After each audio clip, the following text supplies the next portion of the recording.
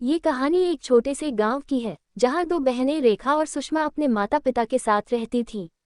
रेखा बड़ी थी और सुषमा छोटी, लेकिन दोनों में एक गहरी दोस्ती थी। दोनों का बचपन बहुत खुशहाल था। वे एक दूसरे के साथ खेलती, पढ़ाई करती और हमेशा एक दूसरे का साथ देती। उनका प्यार और एकजुटता ऐसी थी कि जैसे दोनों एक दूसरे के बिना अधूरी थी। एक दिन गांव में एक बड़े मेले का आयोजन हुआ।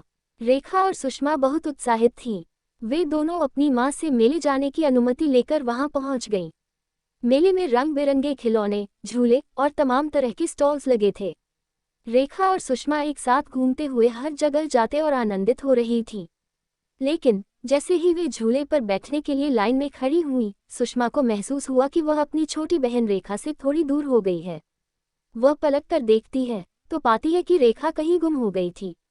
सुषमा घबराए और हर दिशा में रेखा को ढूंढने लगी। सुषमा के दिल में डर समाने लगा। वह जानती थी कि रेखा के बिना वह अकेली है और उसे चाहिए कि वह अपनी बहन को जल्दी से ढूंढे। उसने मेले में लगे तमाम दुकानदारों और अन्य लोगों से पूछा, लेकिन रेखा का कहीं कोई पता नहीं चला। कुछ समय बाद सुषमा ने देखा कि मेले में एक छोटे से तालाब के पास कुछ लोग खड़े हैं। वह भागते हुए वहां पहुंची और देखा कि रेखा तालाब के पास खड़ी थी, लेकिन उसका पैर फिसलकर पानी में गिरने वाला था। सुषमा ने बिना समय गंवाए अपनी बहन को हाथ पकड़ लिया और उसे खींचकर बाहर निकाल लिया। रेखा के चेहरे पर दर्द था, लेकिन सुषमा ने उसे गले लगा लिया। तुम ठीक हो ना? सुषमा ने पूछा। हाँ, तुम आ गई दीदी, रेखा बोली और दोनों बहनें एक दूसरे से लिपट गईं।